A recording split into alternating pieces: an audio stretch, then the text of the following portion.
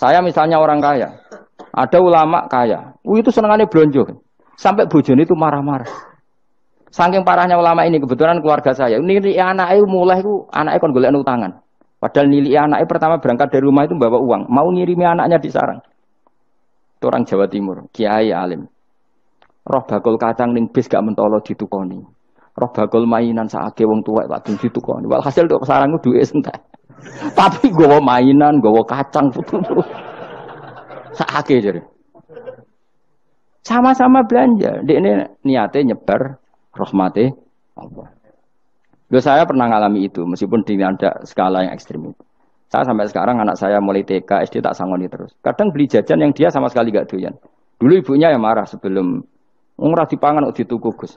Ya masih ora dipangan bakule tetap seneng. Butuhe bakule iku payu ora kok dipangan ta ora. Tapi utek-utek medhit ini kan pikirannya kan. Nek ora dipangan aja tuku ya sakake bakule ndonga supaya laris. Lah duit 5.000 bagi kita kan ndak penting wis bentek. Ben manfaati bakul-bakul. Karena orang kadang dikasih itu malu loh karena ndak diharga diri. Tapi kalau lewat jual beli kan seneng. Nah. Ya banyak ulama yang gitu, boros tapi niatnya menyebar roh. Asal orang soleh itu baik-baik saja. Orang soleh melete, wah duitku akeh, ketenang wae. Cara dohir melete, ternyata ngenakno sing dikai ben ora perasaan. Nah misalnya wong soleh terus sopan, duitku pas-pasan tak pangan sesuk wae ora ono, sing dikai ya sungkan le dul-dul. Maka wong soleh kudu melete ben sing dikai ora sungkan. Bar ngekek dhuwit wong 100.000. Lah iki lanjuran dhuwitmu akeh, ora iso tak hitung ning omah. Ijek karungan. Lah kok karungan piye? Dhuwit 1.000 gak kok karung gak sak. Butuh wae ngenakno sing digawe apa?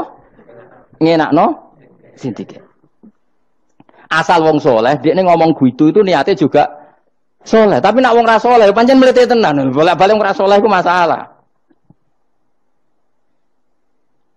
Makanya kancani wong soleh. Wong soleh itu orang yang luar biasa. Kanjeng Nabi ku nak daharu sering ning jaba. Ya biasa.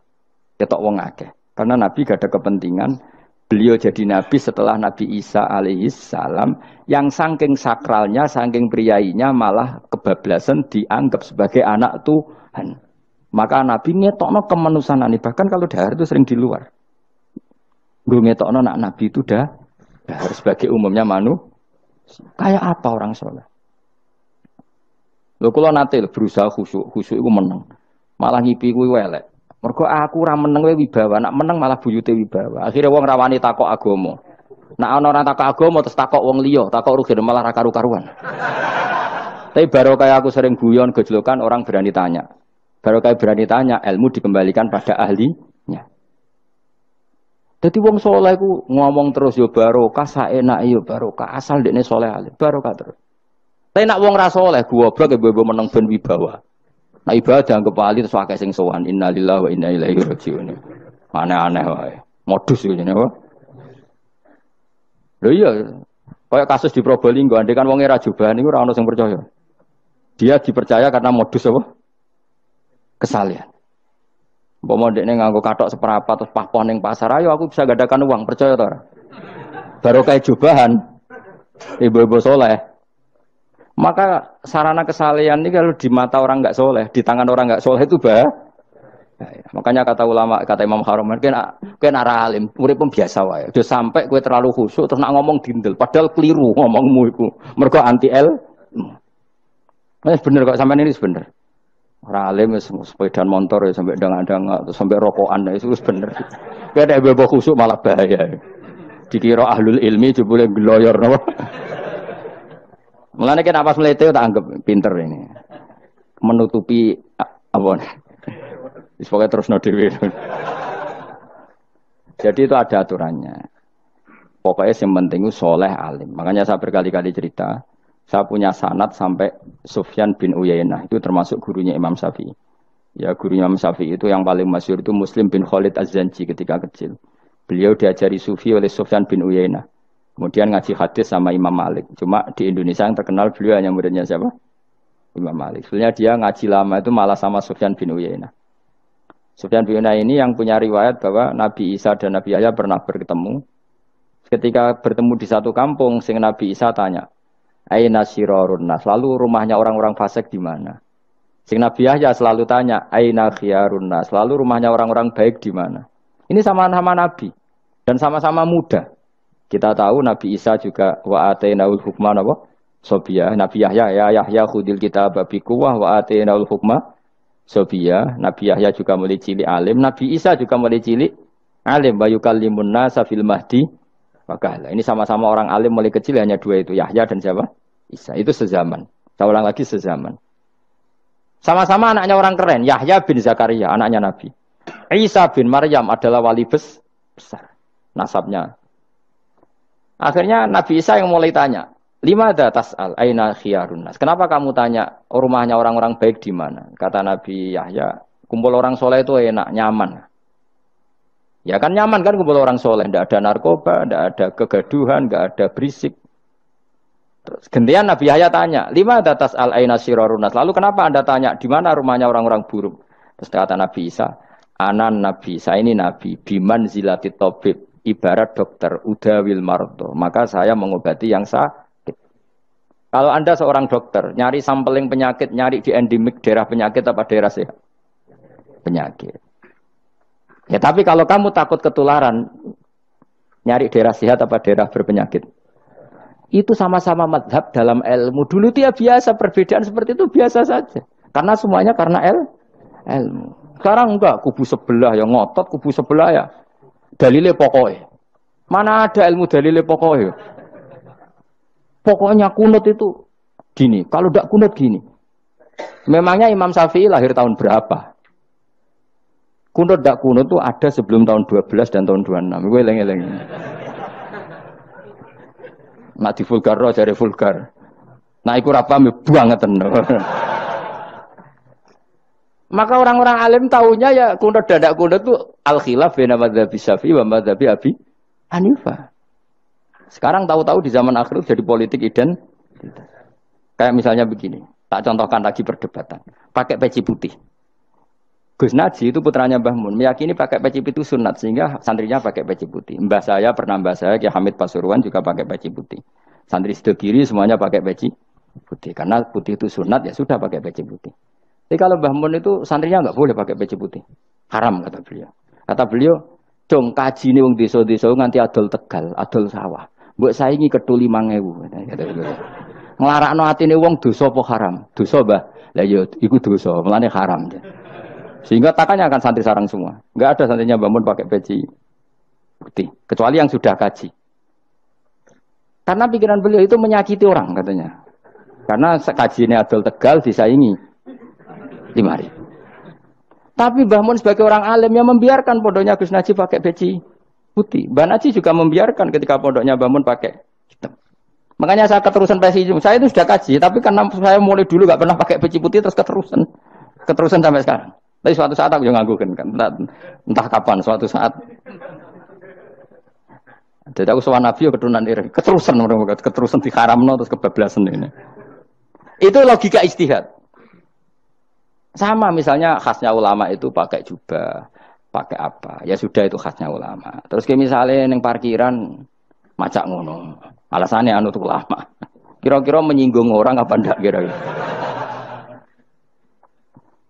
Kowe kelakuanem cek ra karuan jubah sunah Rasul terus kene parang tritis delok wong macem-macem jubah. Kacau gak? Elek-eleki nasab apa enggak? Boy orang itu mikir. Jadi karena ada selalu masalah ijtihadiyah. Abdul bin Mas'ud dulu itu kalau sholat itu enggak pernah pakai baju resmi. Seringnya pakai sarung tok, kadang enggak pakai baju. Ketika ditanya, "Kamu ashabu Rasulillah, kenapa sholat dengan cara seperti itu?" Terus beliau ngendikan, wong ben roh nak standar minimal sholat seperti ini. Kalau saya sholat selalu pakai pakaian sempurna, nanti dikira itu aturan fardu. Dan umat menjadi berat. Sampai seperti itu ulama menjaga konstitusi. Bahwa yang penting dalam sholat adalah satrul aurah. Zaman itu sudah sahabat dan tabi'in, karena Nabi sudah wafat, itu sudah pakai pakaian lengkap. Tapi Abdul bin Mas'ud tiap sholat di masjid, dia menunjukkan pakaian paling tidak lengkap. Jadi pernah beliau sholat itu hanya pakai sarung, terus diikatkan di lehernya. Ketika ditanya, Dulu kita dengan Nabi pernah sholat seperti ini. Akhirnya ulama menjadi tahu nak ngono sholat paling pokok itu nutupi mabena surah war rukun. Andai kan tidak ada cerita Abdul bin Mas'ud mungkin dikira sholat syarat sahnya ya seperti itu. Maksudnya pakai jubah terus, pakai pakaian begitu terus. Barokahnya Abdul bin Mas'ud orang tahu standar minimal. Jadi kalau ulama itu motifnya seperti itu. Rasulullah kira-kira senang qiyamul lail apa enggak? Senang. Tapi beliau qiyamul lail di masjid hari keempat, hari kelima sudah tidak keluar ke masjid. Karena Nabi kalau selalu melakukan nanti dikira ver. Tapi kalau enggak melakukan nanti orang enggak qiyamul lail. Maka Nabi pernah melakukan ya pernah tidak. Ya sudah itu konstitusi dalam tradisi ulama. Jelas ya. Saya sholat di pondok saya sendiri sering jadi makmum. Karena semua kiai sudah jadi imam. Nanti dikira syarat sahnya imam itu kiai. Repot. Makanya saya tunjukkan kiai juga boleh jadi makmum. Andai kan semua kiai jadi makmum, saya nanti jadi imam. Ya semua ulama mulai dulu tradisinya gitu. Karena yang dikatakan fardu kifayah itu kalau sudah ada yang melakukan, yang lain tidak usah. Biar seimbang. Sekarang enggak ada geruduk kabeh. Makanya terus kacau. Coba sekarang misalnya gini. Andai kan semua orang melakukan kebenaran kesunatan, yaitu misalnya semuanya ambisi iktikaf di masjid. Terus tidak ada orang melakukan kebenaran ngrumat yatim, ngrumat jenazah, ngrumat jalan-jalan raya. Kan kacau. Mergo semuanya satu variasi kebenaran iktikaf di masjid. Yatim sedang do mati, mergo do iktikaf kabeh. Tapi baru kaya ono sing itikaf ning perapatan, nek ono wong tiba iso nulung, nek ono wong kesasar iso tako. Baru kaya wong sing itikaf ning perapatan. Sayangnya tuh bidung-bidung barang sayangnya. Sajane niat itikaf ku sah. Nawaitul iktikaf linusrati thoriq. Niat ingsun iktikaf nulungi dalan ben nek ana wong butuh. Coba sekarang, orang yang kecelakaan, pertolongan emergensi orang yang iktikaf di jalan apa yang di masjid? Di jalan, barokahnya banyak itu tim SAR gratis. Umpama do niat soleh kabeh bumine pangeran sah mbok itikaf. Mulai sesuk gak apa-apa itikaf ning perapatan. Tapi buktikan kamu tidak berbuat macam atau tulisi relawan orang tersesat. Jadi ajaran kebaikan itu ada di mana-mana. Makanya Nabi menyatakan kebaikan orang itikaf jadi katakan Nabi baik. Orang yang jalan-jalan kemudian ada duri disingkirkan juga disifati Nabi orang baik. Orang yang rumah yatim disifati Nabi orang. Bahkan orang yang hubungan intim dengan istrinya sama Nabi ya disifati orang baik. Sampai sahabat tanya, masa urusan gitu dapat pahala ya Rasulullah? Loh iya, andai kan itu sama orang lain kan malah dosa. Berhubung sama istrinya maka dapat pahala. Kayak apa Nabi ngitung kebaikan sekian banyaknya. Tahu-tahu di zaman akhir kubunya saja yang baik. Ini apa-apaan? Ini kuano iskal. Yo mareni yo tobat. Kebaikan adalah sesuatu yang dikatakan Allah baik di kubu kita maupun di kubu sebelah. Mau kubu sebelah ya apa saja. Baik di partai kita maupun di partai sebelah. Maupun di ormas kita maupun ormas sebelah. Karena semua kebaikan otoritasnya di Allah Subhanahu. Ada Nabi yang senangane ngurus wong fasik, Nabi Isa. Karena berpikiran Nabi itu tabib, ya tabib itu yudawil untuk mengobati yang sah. Ada Nabi kayak Nabi Yahya. Karena kalau orang kayak kamu tak suruh ngobati orang fasik, kira-kira katut tak sing fasik tobat. Cara rohin tak cul ngobati wong wayu, kira-kira sing katut sapa? Sing ayu dadi ngaji apa sing ngaji dadi ya ukur dhewe, nek ora kuat niru Nabi Yahya, nek kuat niru Nabi tapi kue ra nabi masalah. Ya sudah, yang penting roh ilmunya. Bahwa dulu itu biasa. Nah khilafnya ulama kira-kira seperti itu. Yang peci putih ya silahkan gue iling-ilingan, nak putih itu sunat. Tapi sing ireng, piye-piye kaji desa itu disaingi kedul 5.000 gak terima aja. Yakin deh bos. Nah saya ini mulai kecil di sarang. Tapi mertua saya itu keluarga Pasuruan. Jadi saya lucunya saya kalau ngajar di Pasuruan pakai peci hitam. Sebagian santri separuh pakai peci hitam menghormati saya. Sebagian pakai putih menghormati kiainya. Jadi jadi saya lihat ini ya sepanjang sejarah kalau saya ngajar itu jadi warna-warni itu karena saya kaget kok banyak yang pakai peci hitam. Menghormati jenengan yang putih masih banyak separuhan. Ya enggak ada yang merencanakan, ya alami saja. Antara sampean bener di putih apa hitam? Putih apa hitam? Bebas. Karena tadi ini masalah nopo